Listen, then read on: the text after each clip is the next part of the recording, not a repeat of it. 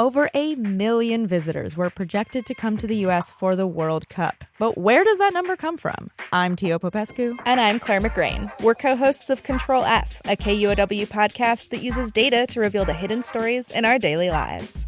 On our latest episode, how do you plan when the world comes to town? Listen to Control F on the KUOW app or wherever you get podcasts.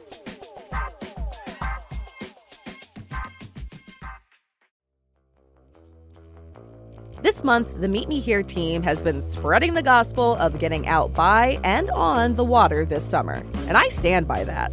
But today, we're going to tell you a story about what can go wrong, like really wrong, on the great big open ocean.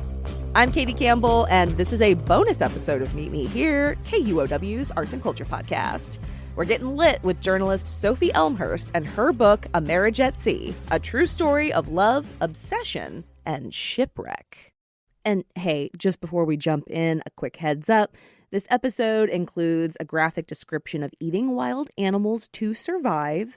It's around 11 minutes in. If that is not your thing, totally get it. You can skip ahead to about 12 and a half minutes and you should be good to go. The title of Sophie's book kind of says it all up front. A Marriage at Sea is about a married couple, Morris and Marilyn Bailey, who decided to bail on their life in 1970s England for life at sea. They sell everything they own, buy a boat, and get it ready to sail to New Zealand. And hey, don't get me wrong, they have some truly lovely times on the boat. For like 9 months, life is good on the sea. And then something truly crazy happens that changes the course of their journey and their lives forever. Sophie's book was a huge hit last summer, and now it's out in paperback, which was the perfect excuse to get her on the show. Hey, Sophie, so glad you could join us. Hi, I'm so happy to be here. So I just mentioned that something goes terribly wrong, like 9 months into Marilyn and Morris's trip. Sophie, can you tell us what that was? That was the small little sailing boat being hit by a very large sperm whale, and the boat promptly sinking really quite quickly.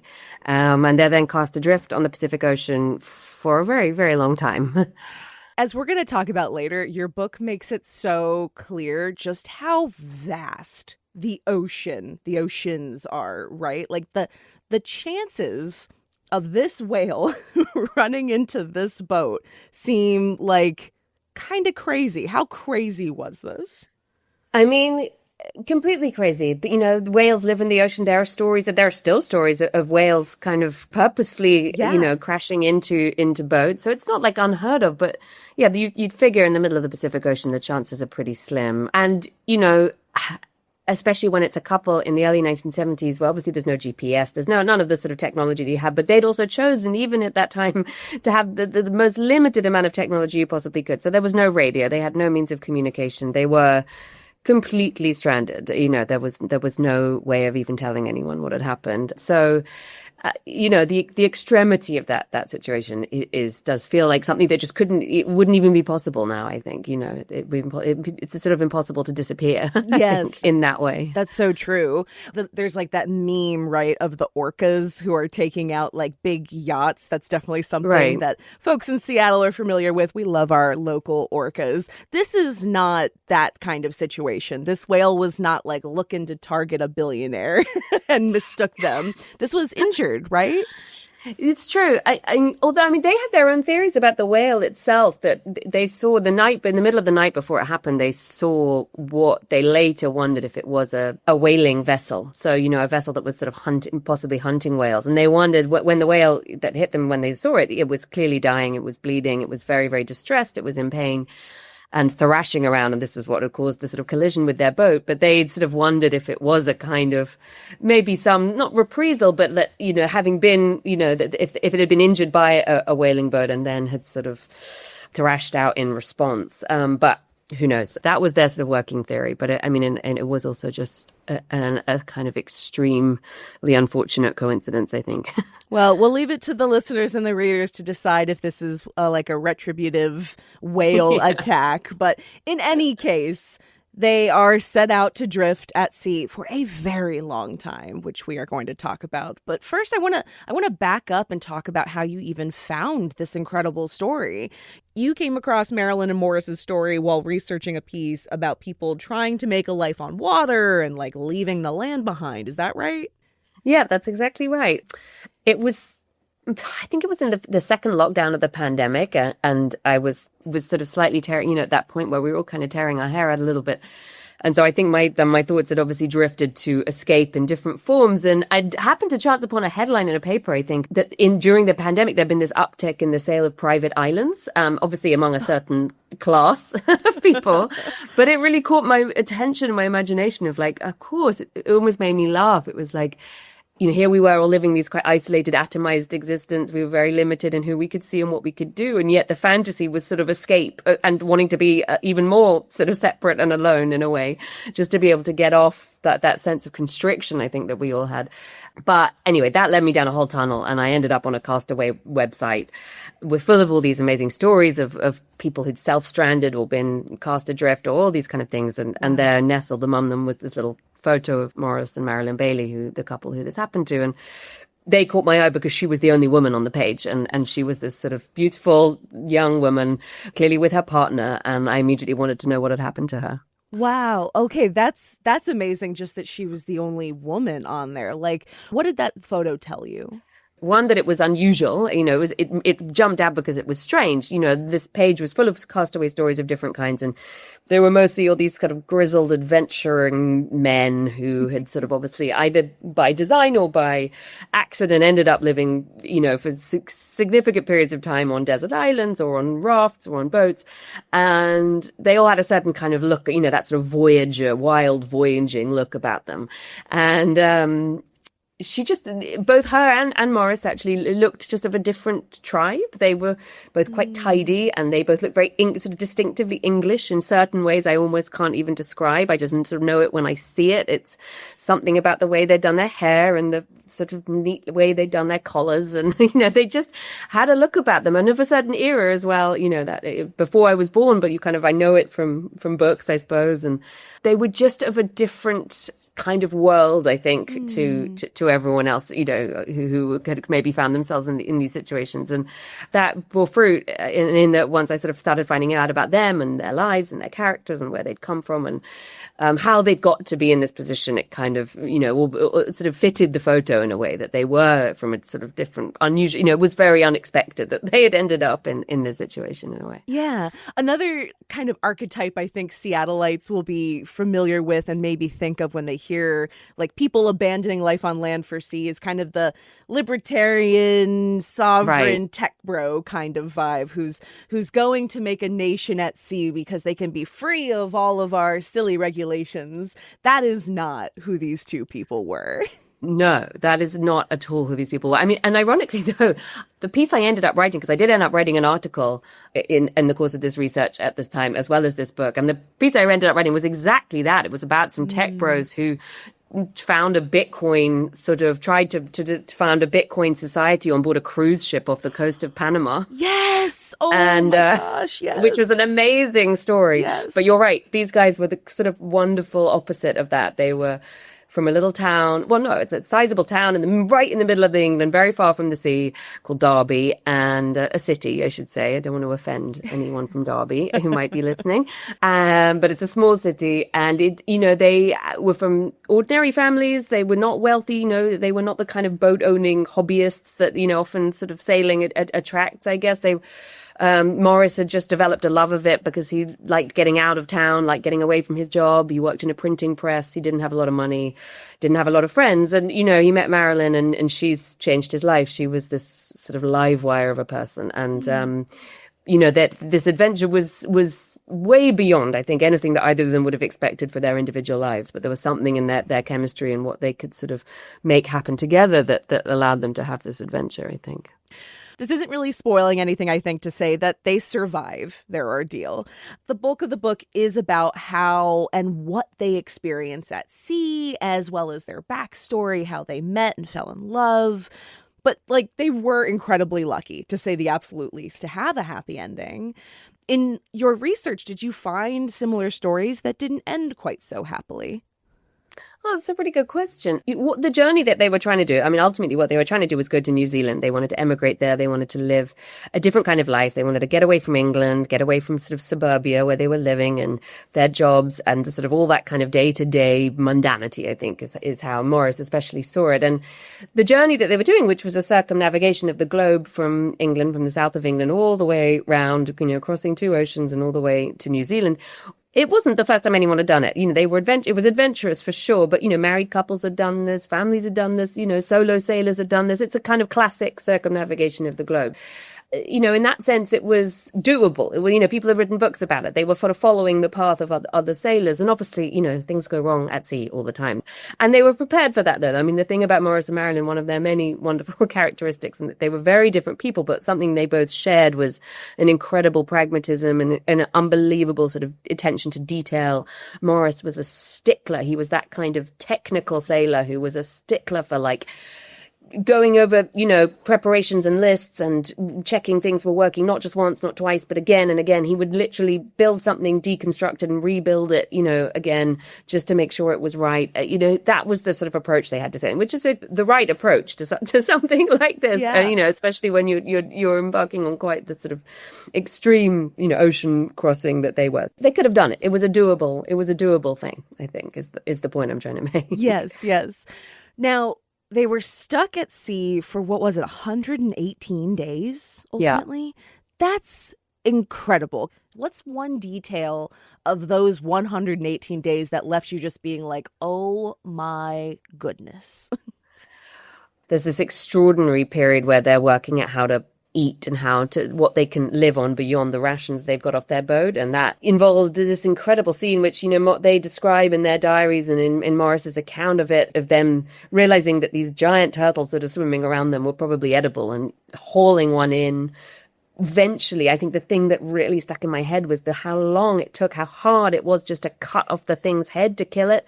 And they're catching sharks with their bare hands. They're getting birds land on their raft and they just take them and wring their necks. They become almost immune, I think, to the sort of violence and horror of really that they're having to kind of enact in order to survive. But, we'd probably all be the same, I think, is the truth. Yeah, I think a little bit of a warning to animal lovers out there. That was really hard to read because you're just like, wow, these animals are in the wrong place at the wrong time, but so are these humans, and they're having to resort to the most animal sides of themselves just to survive. Completely. Also, you mentioned something that I forgot to mention at the top.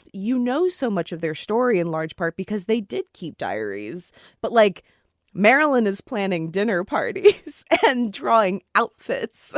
Yeah. Talk a little bit about that. Yeah. The documentation, I was very lucky. The material was incredibly rich. There's the two main things, I suppose, that came out of their time on the raft were Marilyn's diary, which was miraculously she kept sort of very regularly. It's a funny mixture, her diary. Actually, quite limited sort of personal revelation. It's not a kind of confessional diary. She's not very emotional as a writer. It's very practical. But what you do get access to is what her mind is doing, how she's trying to distract herself and occupy herself while they're adrift. There's a huge amount of time where there's nothing to do.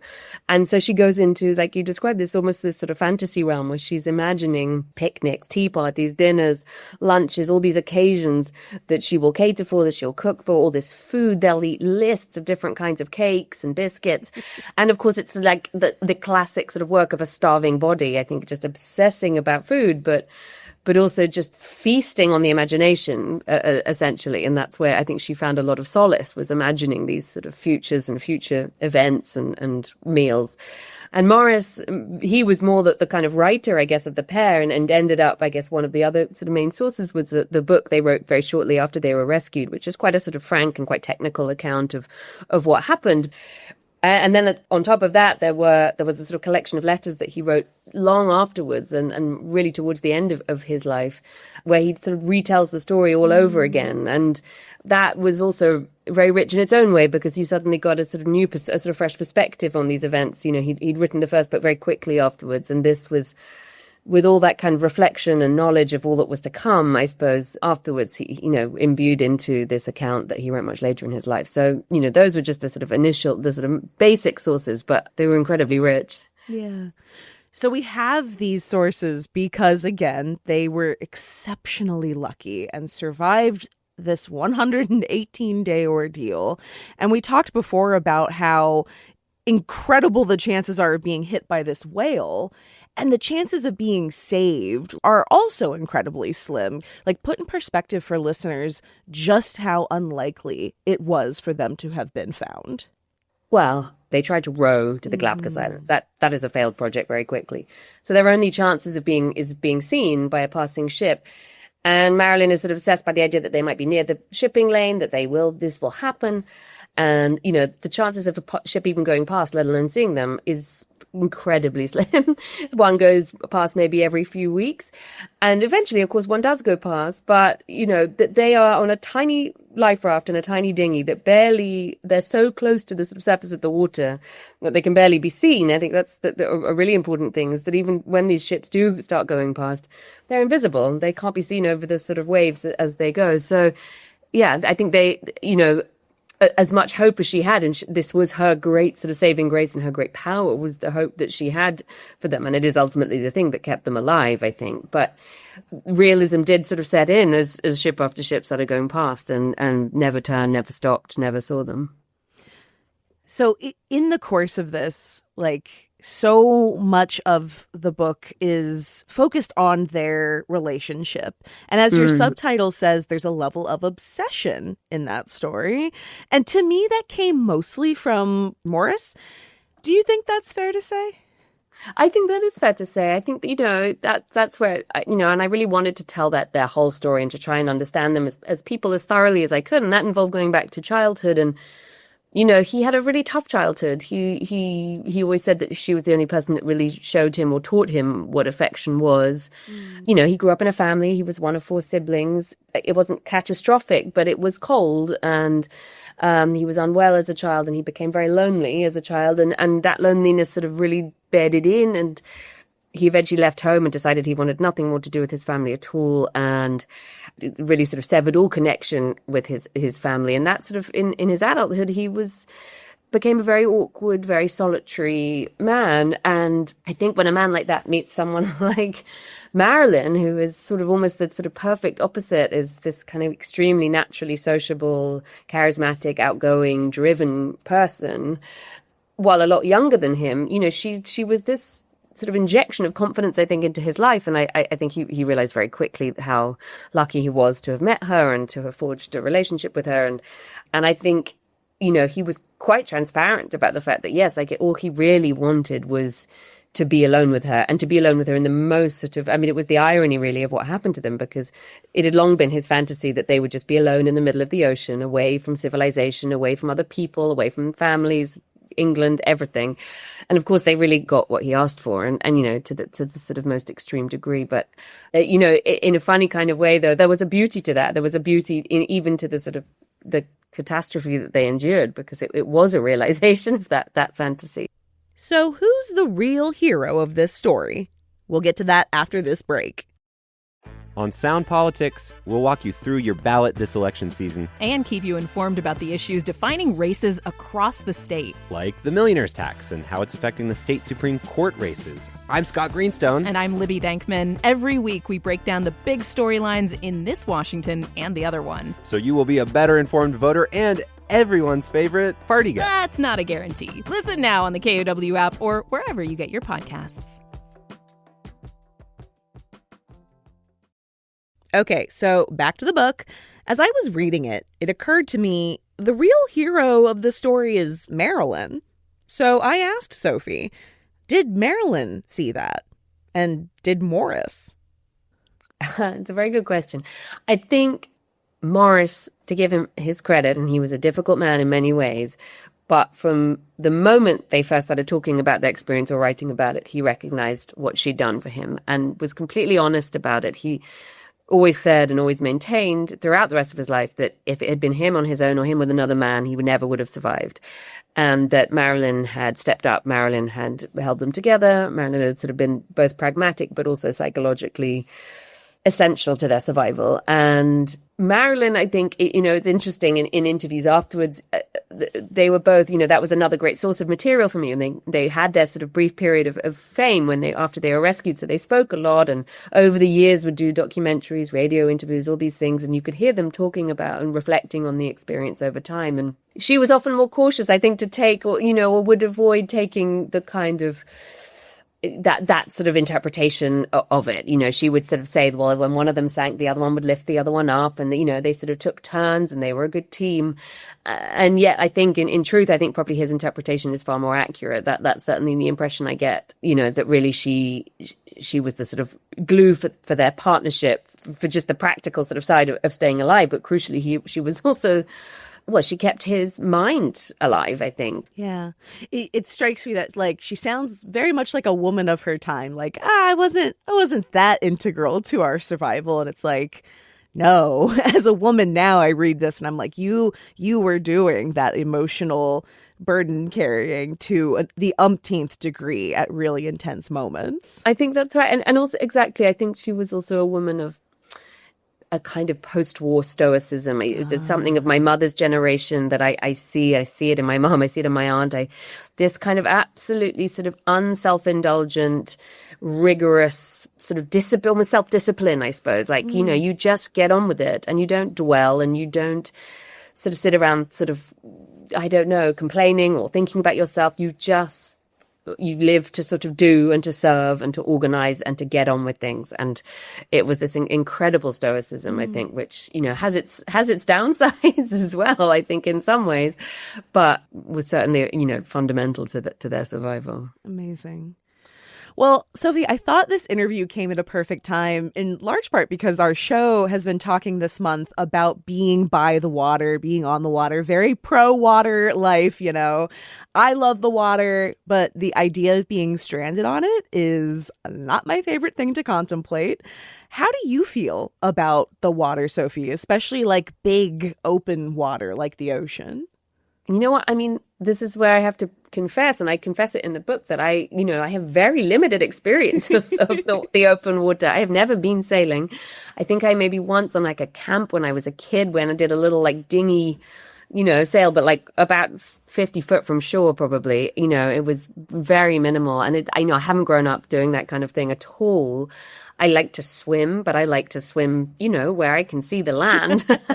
So like, this is not my world. And it, I don't think I'm a budding sailor in the future either. But what I did through writing this book and researching the book, I did spend a lot of time talking to people who were and who'd done these sorts of voyages. And what I could understand, it was less the sort of practical, technical side of sailing, which is a way I've always found a little bit off-putting, but was the urge to be out and away and sort of separate and so immersed in kind of nature that you're not seeing it as nature anymore. You're sort of part of, you're in your sort of animal self and you're like at one with a natural world in a way that's incredibly hard to achieve for most of us in day-to-day life, and very few people really live like that. But that sort of yearning that Morris had, I suppose, and that I recognized, I could detect in sailors I was talking to, that yearning to be just out in the ocean and as far from civilization as possible. I get that. That's where I can relate, I think. Yeah. Well, I want to give credit where it's due to fellow podcasters out there, because I first heard about your book on an episode of one of my favorite podcasts, You're Wrong About, hosted by Sarah Marshall. Her friend and fellow author Blair Braverman, who I also adore, came on the show, and she told Sarah all about the book and the wild story you uncovered. And something that struck me in both her retelling and in your book is just like the sense of awe all throughout it. Like, these people are stranded, but they're harnessing sea turtles, for example, in the hopes that the sea turtles will pull them to the Galapagos. And Marilyn is doing all this planning of the future. There's just so much wonder in these pages. Was that intentional? Like, did you write it that way, or do you think it just came through because of the nature of the story? I think it came through from them. I guess like the way I always try to work is to be as sort of is to be sort of guided, I guess, by the story and by the characters themselves, and to not overly impose my own sort of sense of things on them. But I think, you know, so much of what drew them to embark on this journey in the first place, and then even amongst the sort of awfulness of their situation in which they found themselves in, they were feeling that sense of awe, I think, so often. And I think the thing that first really pulled me into the story actually was an interview that Morris gave really right at the end of his life. And he talks about, with the interviewer, he's just sitting in an English pub and remembering being stranded in the ocean. And he's asked, would he do it all again if he could? And he sort of says, well, yeah, if I knew I was going to be rescued and, you know, if I knew we were going to be okay, then I absolutely would do it again. Because it's, you know, how often do you get to be like that, to be sort of out in the ocean and among turtles, looking into the eye of a whale, you know, and that's the image he specifically mentions. And I found that incredibly moving, just the effect that can have on a mind and on a whole life, really. Yeah, no one can take those. Nothing can take that. Like the key being, as long as I know that I'm going to survive. I agree with that. Yes. I would do this if I knew I was going to be rescued. Yes. By the way, I mentioned one of the craziest details, that they were at one point literally harnessing sea turtles, and one of them like takes off for the Galapagos, or what they think is in the direction of the Galapagos, and they try to harness another. That doesn't really work. But like, there are details in this book that are so astonishing. And so some folks might be asking that, like, how is harnessing a sea turtle to be like your little sled turtle possible? Like, how do we know that some of the really wild parts of this book did happen? Yeah, well, look, it's a good question. You know, I'm a journalist by training, I guess, and I went with my sources. So I depended, you know, I guess only Morris and Marilyn were on that raft and were doing these things. And if we decide to trust their accounts of those experiences, then we do. And I do, I suppose, because I sort of feel like there was enough contemporaneous sort of reporting, you know, afterwards, and sort of living people who have living memories of it. Well, obviously none of those people were on the raft with them, but I feel like if I know anything of Morris from having spent quite a long time sort of studying him on the page and reading his letters and reading his books and watching and listening to his interviews, is that he was a meticulous man, you know, to a fault. He was such a pedant, really, about facts, about getting things right, about accuracy, about technicalities. You know, he would drive him insane if people gave the wrong name to the species of whale that attacked them, or, you know, didn't know how to do a certain technical thing on a boat. Or, you know, he just was a details man. And so I feel like if I could trust anyone, you know, with the details of this thing, it would be him. So, you know, I guess there's no way of knowing everything. But I think the other thing I'd say is that as much as there's so much there's also so much missing, which for me, you know, kills me as a writer, I suppose, that because of the kind of people they were and the kind of writers they were, you know, I was going on what they did share. And that was a lot of that sort of physical, amazing, colorful sort of practical detail. But this whole, for me, sort of oceans of like the really profound sort of emotional territory, which they didn't really go into. He did a little bit later in life, but a lot of that part of the book, I suppose, was from my speculation and observation of them, you know, in a way, rather than from them. And they were, again, quite typically English and of their time, in that there was a lot that they didn't say and that they didn't express. It was a sort of filtered version that I think you get over the years afterwards. But yeah. So there's plenty missing too. Yeah, that's a really good point. Okay, Sophie, I have one last thing for you. So you know that feeling when you're adrift in life, mostly metaphorically, but maybe even literally, and you need something grounding, something to satisfy your hunger for adventure without losing yourself in the tide. This is recommended if you liked A Marriage at Sea by Sophie Elmhirst. And we're looking for recommendations of all sorts, to be clear. So this could be a book you turn to when you're feeling adventurous, or a real deal kind of excursion you like to take when you get the itch. It could be a food you like to eat to remind yourself that you have that option, or something you like to do to remove all the options of modern life from the menu. Literally anything that you would recommend if people enjoyed your book.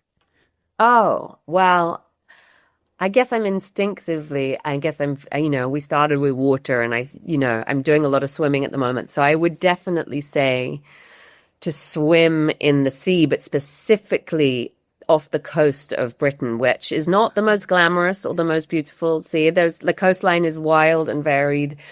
But my favorite place I've ever swum, I think, in the world is off the west coast of Wales, in the county of Pembrokeshire. And the sea it's rocky and it's wild. And the sea is this amazing kind of sort of piercing blue, not a Mediterranean blue, not a tropical blue, but a kind of amazing bright blue when it's sunny. And you look back when you're out in the swimming and you've got far enough out, you look back and see the cliffs and it's electric. You're alive. Oh, I love that. I have 2 book recommendations, one of which is this month's KUOW book club pick, Cabin: Off the Grid Adventures with a Clueless Craftsman by Patrick Hutchison. It's kind of what this couple did, except it's a young man who buys a cabin without knowing anything about how to renovate a cabin and learns along the way. It's a lot less catastrophic, but it is a whole adventure onto itself in which he gains these carpentry skills and really finds himself through the craft. I'll also recommend, I mentioned Blair Braverman earlier, who turned me on to your book. She wrote a fantastic novel called Small Game that has that survival vibe, if that's what people are looking for. It's about a bunch of folks who go on to what's supposed to be like a survival reality TV show, and then all of a sudden the camera crew's gone. And the game seems to have changed, and they suddenly do have to actually survive in the wilderness alone. It's fantastic. And then finally, I'll just second your recommendation, Sophie, and I just think people should get out there and paddle through safer waters or get a friend with a boat and definitely make sure you have a radio transmitter or comms and GPS if you do decide to make the big move to life on a sailboat. So get out there and adventure, folks, and get on the water. Sophie Elmhirst is the author of A Marriage at Sea, a true story of love, obsession, and shipwreck. Sophie, thank you so much for joining us, and congratulations on the paperback release. Thank you. Thank you so much for having me. And thank you for listening to Meet Me Here. Meet Me Here is produced by KUOW, a proud member of the NPR network. It's hosted by me, Katie Campbell, Dyer Oxley, and Jeannie Yandel. And it's produced by Matt Martin, Brandy Fullwood, and Kyle Norris. Our editor is Phyllis Fletcher. You can find more and support the show at kuow.org/meet. And I'll meet y'all back here for our next regularly scheduled episode on Wednesday.